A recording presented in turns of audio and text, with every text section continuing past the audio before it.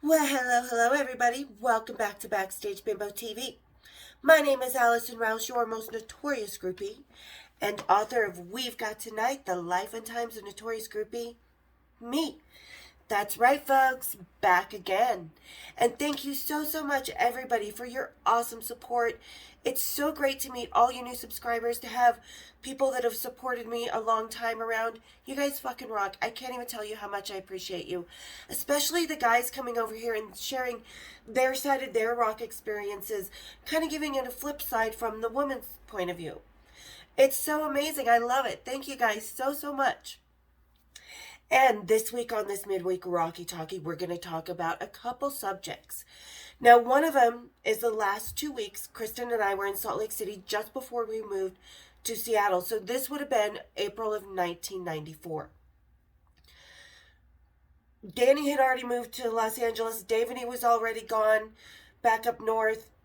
And Kristin and I were the last two groupies left in Salt Lake City, so we decided we were just going to have, there was quite a few bands in town, and we were just going to fucking have a free-for-all with all the bands. Last 2 weeks, head to Seattle. Great. And it was fun. Like, there's a few good bands, but today we're going to talk about a lesser-known band out of New York called Lotion. Demi Moore really loved them, and they're a great band. They're really kind of Pink Floyd funk type of really awesome band. I'll put a link if I can find anything down in the description to their music. But anyway, so let me find, I have a laminate for them. I have a few laminates.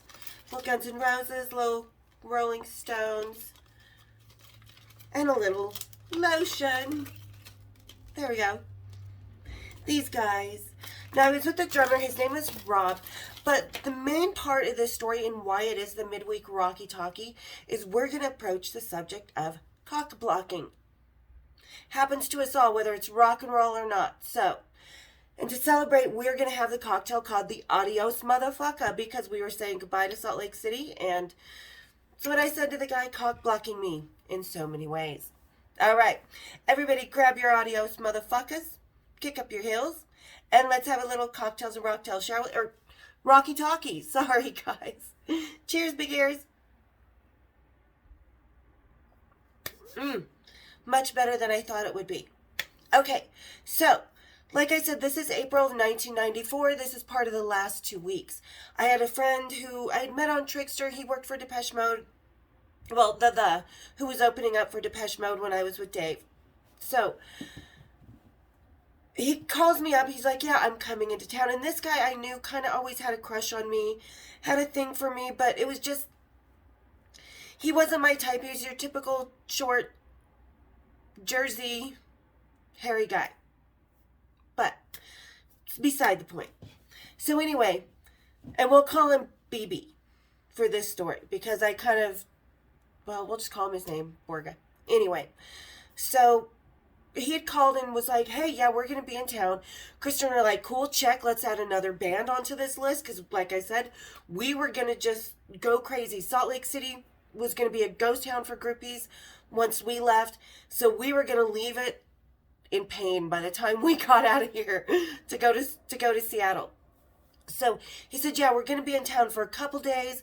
Then we're going to have the show and we'll stay the night and leave the next morning. We're like, fuck yeah, that's cool. I had never heard of this band, but really awesome band. Like I said, I'll put a description down to their music in the bio, or in the link in the description if I can find their music, if they're still around. So they get into town, and there's a couple really hot guys in this band. The drummer, Rob, my guy, and the lead singer. Don't have to remember his name because I wasn't fucking him. And that was who Kristin was with, and then the rest of the band. Couple of them were brothers, if I remember correctly, and one of them was hilarious, the bass player guy. Anyway, so we go up and we meet Borga and the band and stuff, and we're hanging out and bring our usual goodies, the weed, bunch of booze, whatever, ourselves, and start to get along with the guys really well. We're talking, and I'm starting to feel chemistry, but Borga is like on me, like white on rice from the second I get there. Like, we walk up, he gives me this hug, like, too long lingering, is trying to, like, rub me all romantically. I'm all, okay, whatever. Anyway, so he's trying to get all fresh and sassy and stuff, and kind of being like right by me at all times, trying to rub my thigh with his leg. I kind of flick it off a little bit nonchalantly because I don't want to be rude. I hate to be the bitch. I really do. As much as can be a bitch or have been a bitch, I don't like it. When provoked, I will be it. But so anyway, and I'm talking with the drummer Rob, and I'm like, yeah, he's cute, blonde, blue eyes, sandy, just really great kind of good looking boy. So we're talking and stuff and hanging around, and they want us to get weed. Now, I've got a photo shoot the next day. Kristin had to do some work as well because we're both kind of tying up our jobs in Salt Lake City and whatever. So we're hanging out, and Borga can sense that I'm flirting extra with the drummer. Kristin's, pairing off with the lead singer. Things are going well. We're drinking. We're having a good time. We're smoking the weed. We're wandering around Salt Lake City. The drummer's kind of flirting with me. He's, Rob's just trying to grab my hand and stuff. But Borga would be like on me, like white on rice, like literally get in between us. Literally. The whole time. So, the next day. And I'm at the photo shoot. Kristin, this is before cell phones. So we get to the hotel because we were also getting the band weed. So we knock on. Kristin's like, well, I just, we called the lead singer in his room with the drummer. And we're like, yeah, we're on our way. And they're like, okay. They're like, Borga's been freaking out all day. He's been calling our room every half hour, whatever.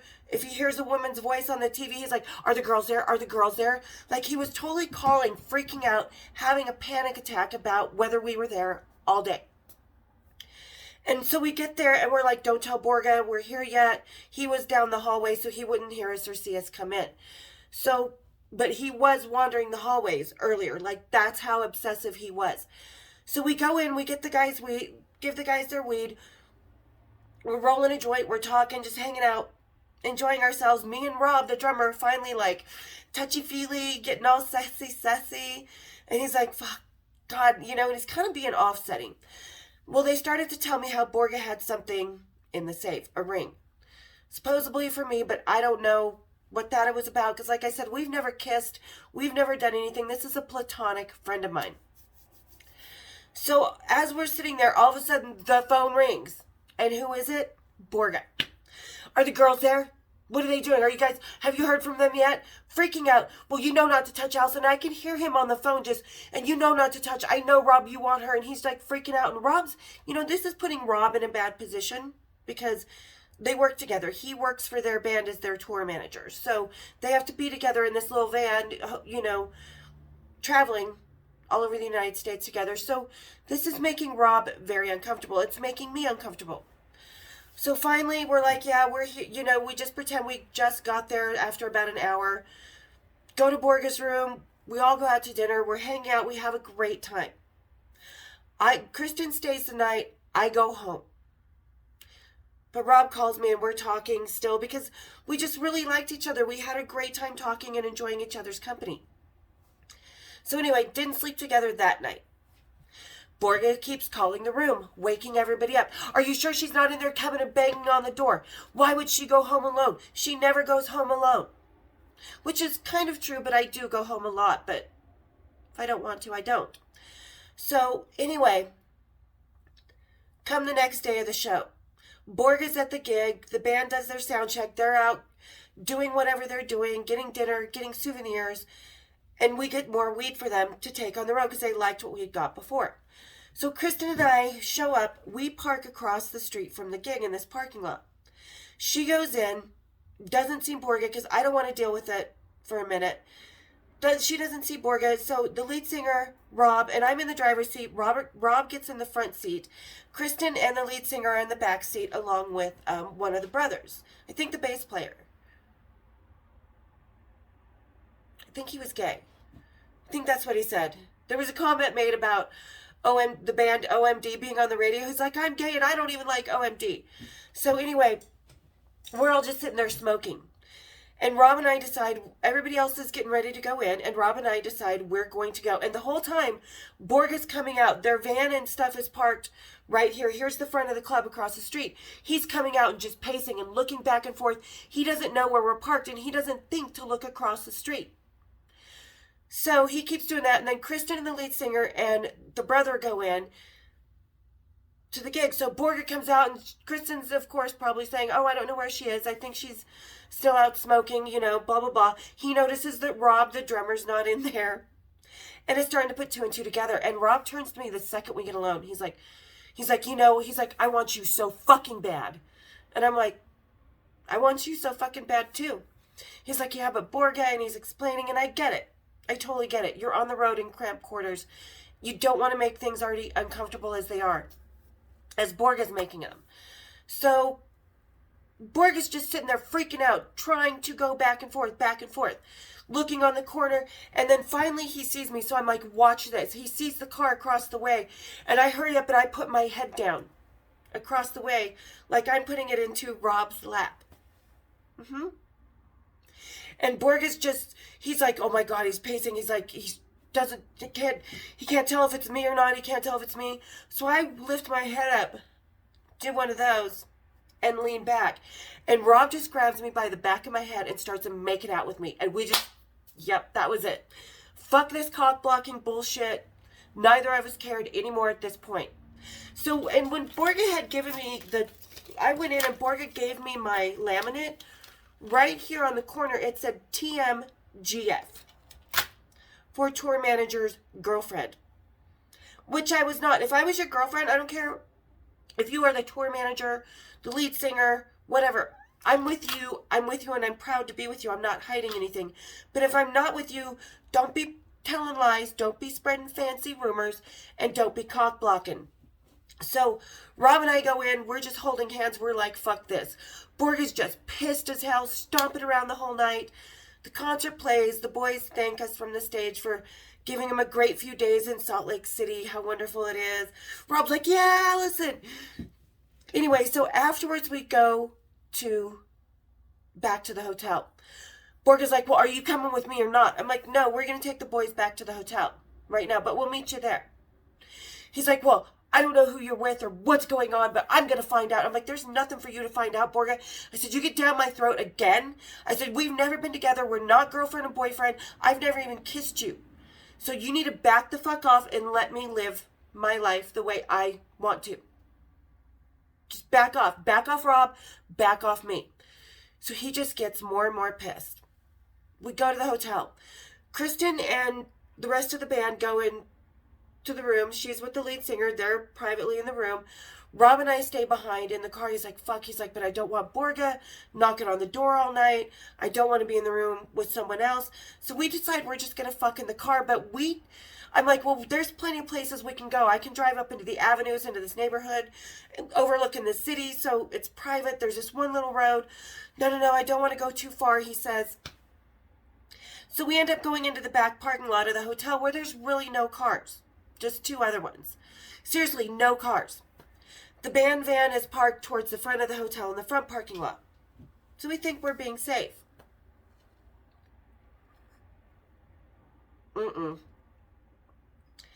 Not at all. Not at all. So we just get into it. We just start making out, jump into the back seat of this Bronco, because it was a Bronco, and start just going at it. The windows are literally steamed the fuck up. We are so hot and heavy. I mean, it was just amazing. We're trying to contort into 12 different positions, in this back seat, when we are just both, I'm on top of him. We are just, at that moment, just, oh, fuck yeah. And we're just, and all of a sudden, out of the corner of my eye, I see headlights and this white van, the hotel van, with the driver, pull up and screech to a stop next to the car. Just screech. And at first I didn't think anything of it because I'm like, oh, they can't see us. The windows are all, and who gives a fuck? And we're both just, and all of a sudden, banging on the front driver's side window. It was Borga. Again. So we ignore him for a minute while we're finishing ourselves off. And Rob's like, oh, fuck, man. Holy shit. And Morgan's like, I know you're in there, Allison. I know you're in there with Rob. Open the fucking door. Open the window. And he's freaking out, like totally freaking out. And I'm like, what the fuck? And I'm like, I'll go talk to him. Don't worry. And Rob's like, no, I should talk to him. I should go talk to him. So he jumps out of the car. I'm getting myself finished getting dressed, putting my shoes on, whatever. And he goes into the van. So 20 minutes later, and I kind of watch him as the fog starts to fade off the windows. And yeah, I can see that they're talking. I can see that Borg is pissed. So finally, 20 minutes later, Rob gets out of the van, comes back into the car. The van just pulls off, and I see Borga just flipping me off. Do I care? No, I don't fucking care at all. Because like I said, he's trying to cock block me with lies. Not happening. So Rob gets back in.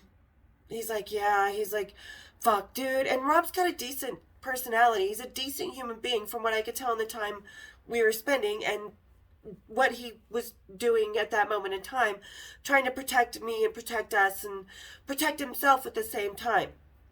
So we get back in the car. He's like, God, he's so pissed. He was just like, told me how much he was in love with you. He's like, but you've never been with him. He even said that. And I was like, I know. I said, I don't know. He's sick and obsessed. He's like, this is just going to be so uncomfortable. He's like, we may call the record company and ask for another tour manager or whatever. But in the end, we still went at it again in the car. Went back to my place, crashed out, took him back the next morning. Needless to say, there was no love lost between me and Borga. As I was saying bye to Rob and picking Kristin up, Borga was like, I'm getting married anyway. And then he shows me some picture of, in his little wallet of some random girl, like in a group of girls, and he just picks one out. One of them I knew was like his sister or cousin or something. So I was like, oh, congratulations. I'm like, so why were you so bothered by what I was doing? Oh, so he just got pissed off and stormed off. So there you go. There's a little story about cock blocking. Guys, women, don't cock block. It's only going to blow up in your face. Ask Pamela DeBars. She was trying to cock block Lori Maddox from Jimmy Page in that infamous picture where Pamela's in the white dress and Lori's in the corner going, what the fuck? Borga tried to cock block, blew up in his face. Trust me. Certain guitar player's wife tried to cock block me, blew up in the face. Don't cock block. That just shows total asininity, whatever. Because it's just going to blow up in your face. They're going to fuck even harder. They're going to like each other harder. It's just going to hurt you more. Just let people fall into the bed they want to fall into. Consenting adults, man. And if they're not consenting with you, spread the love. Let them spread their love amongst each other. So, and that was one of the nights Kristin and I decided to blow Salt Lake City away. And we kind of did. We left it with a little bit of, and a certain drummer with a really good memory. So there you guys go. There's another crazy, stupid cock-blocking night. Don't cock-block. And if you're going to leave town, leave it with a bang or 7. Because like I said, this is only one night. We still got Type O. We still have the going away party. There's still a couple other bands. I'm not going to tell you who they were yet. But you're going to find out. So if you want to find out, hit that subscribe button. Hit the like button. Share me. Spread me like I spread my legs in the 80s, folks. And we'll see you next week for some more Rocky Talkies. Cheers, big ears.